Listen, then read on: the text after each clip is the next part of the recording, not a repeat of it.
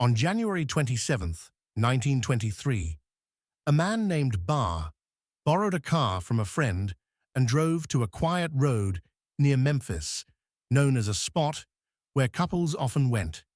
There he found 19-year-old salesman Duncan Waller from Mayfield, Kentucky, and his girlfriend, Ruth McElwain Tucker from Bowling Green. Barr parked nearby and approached them on foot.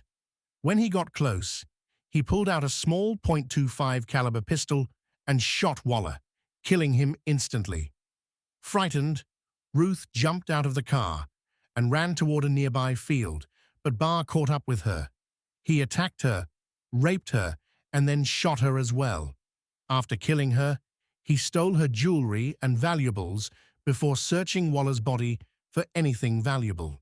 He then fled the scene. A milkman later discovered their bodies while going about his daily routine. Despite efforts by the police and local detectives to solve the case, no one was arrested at that time. 4 months later, on May 29th, Barr borrowed the car again and returned to the same spot. This time, he found 27-year-old grocery store executive Obie Spencer and his date, schoolteacher Laura Wheaton Johnson, talking in their car. Barr quietly approached them, but Johnson saw him and screamed. In a panic, Barr shot and killed Spencer, then turned his gun on Johnson, but she survived. Seeing she was still alive, he took her hostage and demanded her jewelry, planning to kill her in a more isolated area. However, Johnson managed to jump out of the moving car and ran to the nearest house. She told the homeowner what had just happened, and he quickly took her to the police station. There she explained the situation, but couldn't give a clear description of her attacker, making it harder for the police to find him. Not much is known about Barr's early life. He was born in Memphis in 1903 and was the only son of a Baptist minister. As he grew up, he got married to a woman named Luada. The couple seemed to have a happy life together in the city. Charles worked as a chauffeur and house servant for the Van Fossen family. They treated him well and thought of him as a trustworthy worker. He took pride in his job and was known for being reliable, helping the family with their daily needs and driving them around town. Their home life was stable, and there were no signs of trouble in his personal life at that time. Although no more murders were linked to the man known as the petting party bandit, his crimes caused a big uproar in Memphis at the time. Detectives focused on the fact that he used a .25 caliber pistol in both attacks and stole valuables from his victims. They worked hard to track down these stolen items. In July 1924, Detective Sergeant John Long noticed that a local pawnbroker was selling a watch that looked like the one taken from Ruth Tucker's body. After looking at the watch and asking the pawnbroker questions, the police discovered that it had been pawned by Luada Barr, the wife of a chauffeur named Charles, who worked for a well-known Memphis politician, E. H. Crump. In the following days, authorities questioned both Luada and Charles and searched their home. They found the murder weapon hidden in the trunk of Barr's car. With the growing evidence against him, Barr eventually confessed to the detectives, admitting in a letter that he was responsible for all 3 murders. The prosecutors decided to push for the death penalty for Barr, who chose not to hire a lawyer. Instead, public defenders Grover McCormick and his assistant Floyd Creasy were assigned to represent him. During the trial, some news outlets suggested that Barr might be linked to 2 other similar attacks in the Memphis area. One was the October 27, 1922, attack on a policeman named Aubrey Thomas, who was killed, while his date, Zelda Foster, survived. The other was a January 1923 attack on DeWitt Sink and his fiancée, Thelma Cunningham, who was badly hurt and needed hospital treatment for several weeks. However, Barr denied involvement in these cases, and there was no evidence to prove he was guilty.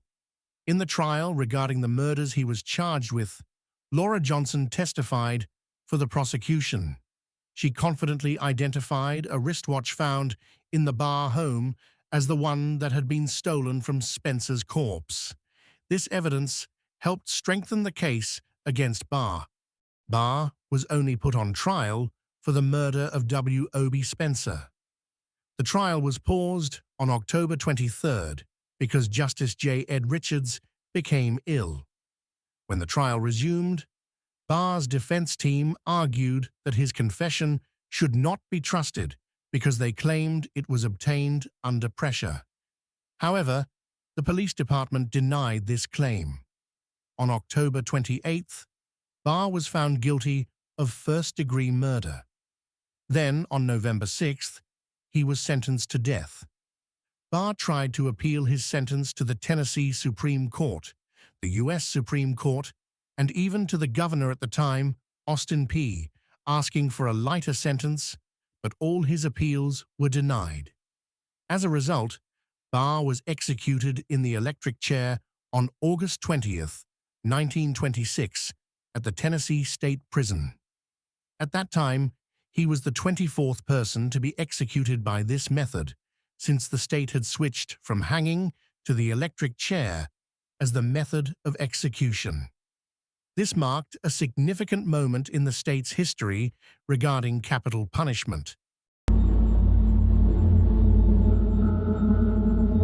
Jonathan Balls was born in 1769 in Happisburgh, Norfolk. He often found himself in jail for small crimes, and the people in his village regarded him as a troublemaker. At some point, he got married to a woman named Elizabeth, and they had 3 children. These children later gave him many grandchildren. Jonathan struggled throughout his life and never had much money, making it hard to provide a comfortable life for his family. They lived in poverty and relied on the English poor laws, which helped people who were very poor. As Jonathan grew older, he depended more on his adult children for support. Some believe this need pushed him to commit terrible acts, like killing around 22 people, mostly family and friends. He allegedly poisoned his relatives to collect money from the poor relief funds. In the early 1830s, Jonathan started buying large amounts of arsenic from nearby towns. He claimed it was to deal with a rat problem in his home. The first strange death was that of his 24-year-old daughter, Maria Lacey, who died under suspicious circumstances, attributed to issues with her husband and an unknown illness. Then, on Christmas Day in 1836, his 13-month-old granddaughter, Maria Green, died mysteriously, followed by 8-year-old Anne Peggs, who passed away on June 7, 1839, from a presumed illness. Shortly after, another granddaughter, 13-month-old Martha Green, died, and her 3-year-old brother, William, also died on October 31, 1841. In the next few years, more family members died under suspicious conditions, including one of Jonathan's children and one of his parents, both of whom mysteriously died after moving in with him in 1824. Neighbors noticed the increasing number of deaths and requested investigations at least twice, but no inquiries were ever made. In September 1845, another grandson, Samuel Green, died, followed by Jonathan's wife Elizabeth just 4 months later. The last confirmed victim was his granddaughter, Elizabeth Ann Pessel, who died on April 17, 1846. Just 3 days after his granddaughter's death, Jonathan Balls passed away at his home in Happisburgh. He had suddenly fallen ill a few days before. Believing he was close to death, he told one of his daughters how he wanted to be buried. He requested a Bible, 2 plum cakes to be placed in his hands, a fire iron, coal tongs, and some handkerchiefs. His funeral took place a few days later and was attended by a few friends and some surviving family members. With yet another family death, the local people urged the coroner, Mr. Pilgrim, to dig up the bodies and investigate the causes of death. Mr. Pilgrim eventually agreed and ordered the exhumation of Jonathan Balls and his granddaughter, Elizabeth Pessel. The local pastor, several church wardens, and police officers attended the examination. During the investigation, they discovered an unusually high amount of arsenic in both bodies. This alarming finding led them to start looking into the deaths of other family members as well. Authorities began questioning living relatives and some of the household staff. One maid, Sarah Kerrison, claimed she had seen Jonathan sprinkling a mysterious white powder into a teacup that he gave to his sick wife. After drinking the tea, her condition worsened until she eventually died. When Sarah tried some food that was prepared in the house, she quickly became very ill, showing signs of poisoning like vomiting and severe chest pain. This raised further suspicions about the safety of the food and the true cause of the family's many deaths. The case quickly became a huge story in the news and even caught the attention of Parliament. During a meeting, a man named Mr. Walkley spoke up and asked for an official investigation into what happened. In reply, the Home Secretary at the time, Sir James Graham, promised to do everything he could to persuade the Home Office to take a closer look at the case. This showed how serious and important the situation had become, as people were eager to find out the truth behind the mysterious deaths in Jonathan Ball's family. Jonathan Balls was reburied at a crossroads to prevent him from rising as a vampire. This belief stemmed from folklore suggesting that a murderer interred in church grounds would come back as a vampire. Although the practice of staking and burying suspected vampires at crossroads was banned in 1834, 12 years earlier, superstition persisted. We may never truly know if Jonathan Balls was responsible for the series of deaths in his family or if someone else was to blame.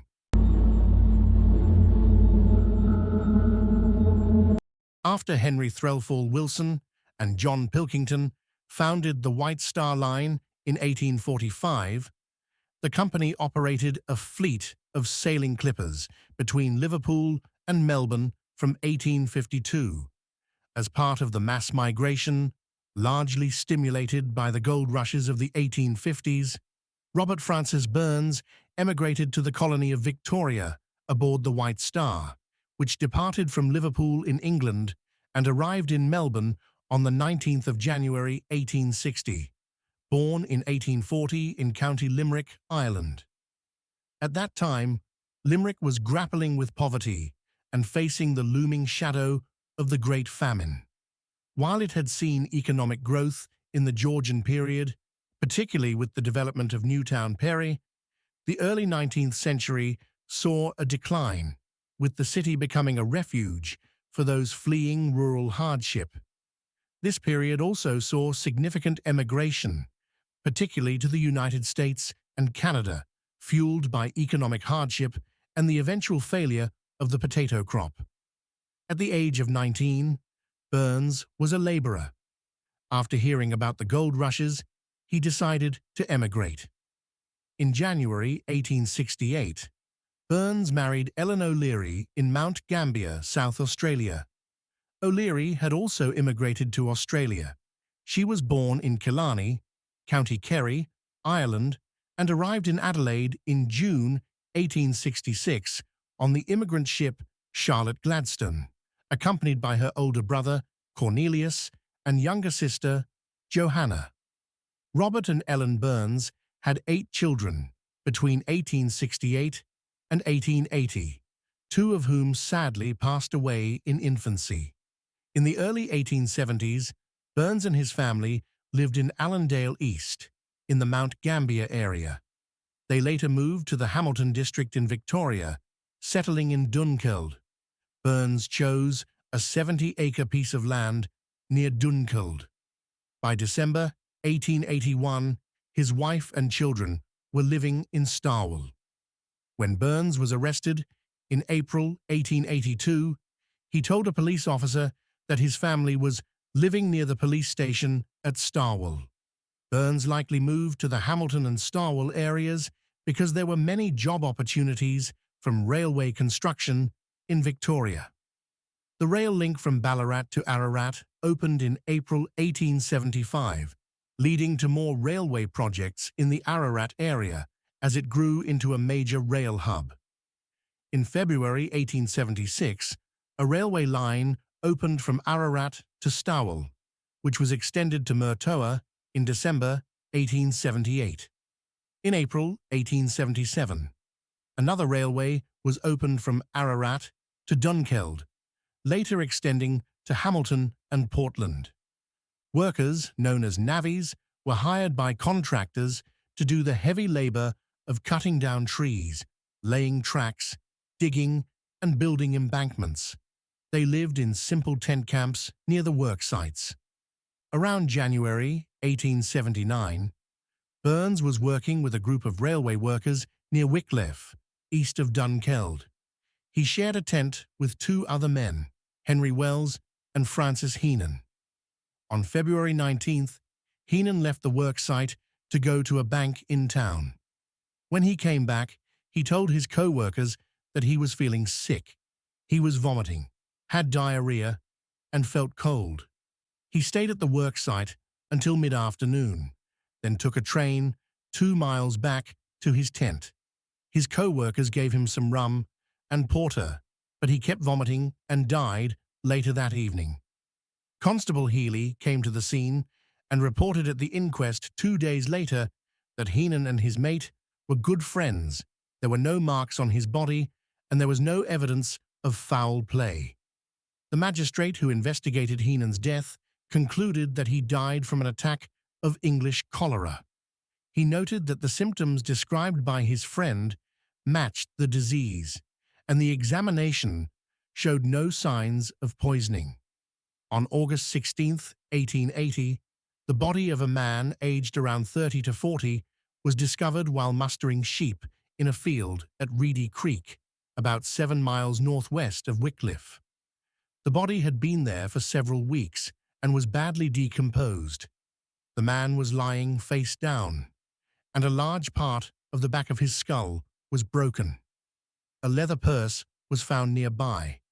An inquiry was held in Wycliffe on August 18th, which ruled the death as willful murder against some person or persons unknown. Dr. William Jones from Lake Bolac examined the body and estimated that the man died about 6 weeks earlier, around July 1st, and that the cause of death was a skull fracture from a blunt iron instrument. The police identified the murdered man as Michael Quinlivan. His brother James and sister Mary Mahoney, both from Coleraine, recognized the clothes found on the body as belonging to him from when they last saw him. After Burns was arrested in April 1882 for the murder of Scotty Forbes, the police started looking into whether Burns was connected to other unsolved murders in the area. They found out that from April 18th, 1880, both Burns and Quinlivan had worked together in the Wimmera district at Harrow for a contractor named Charles Shrive. They each earned 8 shillings a day and were considered good friends since they were the only 2 Irishmen in the group. Shrive described Quinlivan as a quiet, saving man. They left his job on June 8th, and Quinlivan received a cheque for 16 shillings and 4 pence, about 4 shillings and 4 pence of which belonged to Burns. Quinlivan sent the cheque to the National Bank in Hamilton, where it was credited to his account. Charles Beggs, the publican of the Western Hotel in Balmoral, later said that the 2 men left together to go to Horsham, which is 48 miles away. On June 13th, C.J. White, a publican from Horsham, met Quinlivan and Burns on the road while travelling between Balmoral and Horsham.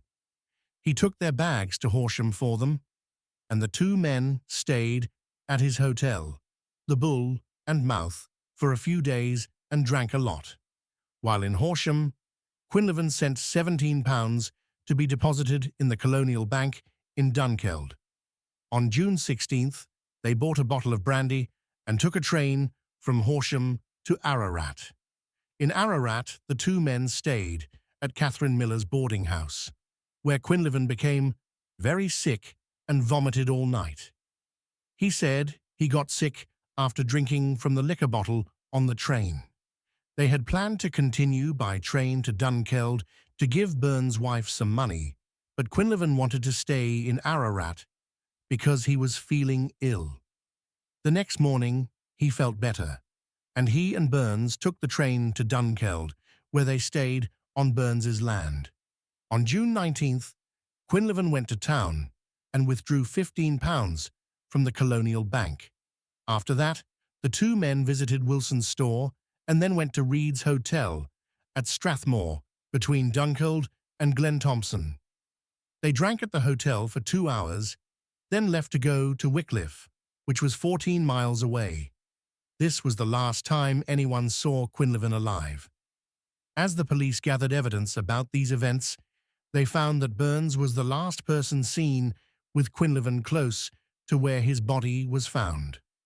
On September 6, 1880, Burns wrote a letter to Quinlivan's siblings in Coleraine, mentioning that Quinlivan was selecting land in Gippsland and that he had offered to lend him £100 interest-free for a year. In another letter to James Quinlivan, Burns said he had not seen or heard from Quinlivan since he left to visit his family in Coleraine. On January 17, 1882, a miner who was cutting props for his diggings on the old track from Stawell to Glenorchy found a headless body. The body was located near the Deep Lead diggings, about 5 miles northwest of Stawell.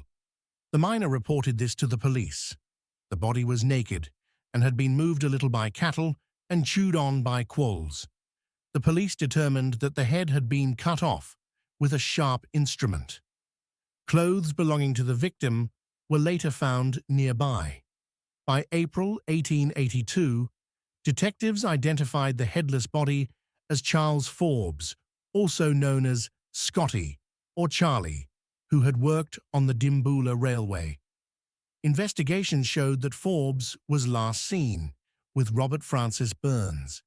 On April 12th, police arrested Burns in his room at Gilpin's Hotel in Rupanyup, north of Stawell. He was taken before the police magistrate in Murtoa and held in custody until later that month so police could build their case. On April 28th, Burns was charged in the Stawell Police Court with the murder of Charles Forbes near Deep Lead around December 19th, 1881. The next day, Burns appeared in court, where his lawyer argued that the police hadn't proven Forbes was dead and that he might show up any day to prove them wrong. The magistrates decided to send Burns to trial at the Stawell Assizes on May 9th. When the case reached the Stawell Assizes, it was postponed at the request of the Crown because Burns had only recently been committed. Additionally, Burns claimed that Forbes was still alive, so the postponement would give the Crown time to investigate that claim. Police investigations later showed that from about October to December 1881, Burns and Scotty Forbes worked together on extending the railway line from Horsham to Dimboola. They spent a lot of time together. Forbes sold a watch to Burns, who paid with a worthless check. As soon as Burns got the watch, he pawned it at Sonnenberg's shop in Stawell. With the money from the pawn, the two men went on a drinking spree, and Forbes was last seen heading towards Glenorchy with Burns, carrying a gallon of whiskey. Later, Burns arrived alone in Glenorchy. At the Stawell races, when someone asked Burns about Scotty, he said that he had cleared off to New South Wales. In January 1882, Burns was working in a road crew at Murtoa. On January 20th, a few days after news reports about the headless body were published, Burns asked a co-worker named Michael Carrick to write a letter for a man named Charlie Forbes, who was working on a farm near Minyip, 70 miles north of Stowell. Burns wanted Carrick to write it in a way that the recipient wouldn't recognize the handwriting. The letter was about arrangements for getting back Forbes's watch and was sent to George Fergus, the publican of the European Hotel in Stowell. At the Murtoa races in February 1882, Burns was asking about Scotty, saying he owed him £20. Before Burns' trial in August 1882, the police investigated Charles Forbes to find out if he was still alive after he had disappeared. They published descriptions of Forbes and asked for information in police and government publications across Australia and New Zealand. Mounted Constable Mullaney from Murtoa visited towns in Victoria, posting notices with Forbes's photo and description at post offices and other busy places.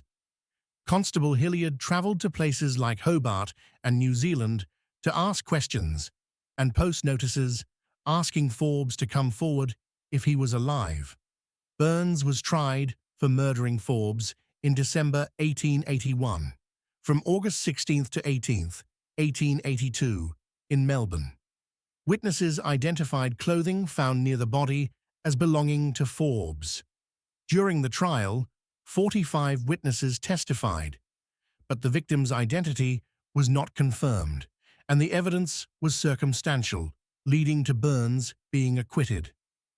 After his acquittal, Burns was arrested for the murder of Michael Quinlivan. He was brought to the Melbourne City Court, where the magistrate found enough evidence to send him to trial for Quinlivan's murder. Burns wanted his trial to be in Ararat, but the police objected because he had many friends there. Eventually, the police agreed to the change, but Burns withdrew his request and stayed in jail until his trial in late February 1883. The police also looked into other deaths connected to Burns, including that of Francis Heenan in February 1879, who had worked with Burns. They considered the possibility of foul play and decided to exhume Heenan's body. When they opened the grave in October 1882, the coffin was filled with fluid, and there were not enough remains to conduct a thorough investigation, so they dropped that line of inquiry. The trial for Quinlivan's murder began on February 26, 1883, and lasted 4 days. After the jury deliberated for over 6 hours, they could not reach a decision, and the judge postponed the case for 6 months. In May 1883, Burns's lawyers tried to move the retrial to Melbourne for a quicker resolution, arguing he wouldn't get a fair trial in Hamilton, but the request was denied. The second trial started on July 19, 1883, with Burns pleading not guilty. A new witness claimed to have seen Burns and Quinlivan together before the murder. The trial ended the next day, and the judge's comments were not favorable for Burns. The jury took about 45 minutes to decide and found him guilty. He was sentenced to death. After his conviction, Burns was held in Ararat jail, where a priest visited him often. Despite attempts to get him to confess, he remained indifferent. A week before his execution, his wife and children visited him, expressing their belief in his innocence. On September 25, 1883, the priest gave Burns his last rites before the execution. The sheriff arrived to read the execution order. When the drop was released, he died instantly. His body was left hanging for an hour before burial in a plain coffin at the prison. After his execution, some articles claimed Burns had confessed to murdering 8 people, but this was disputed.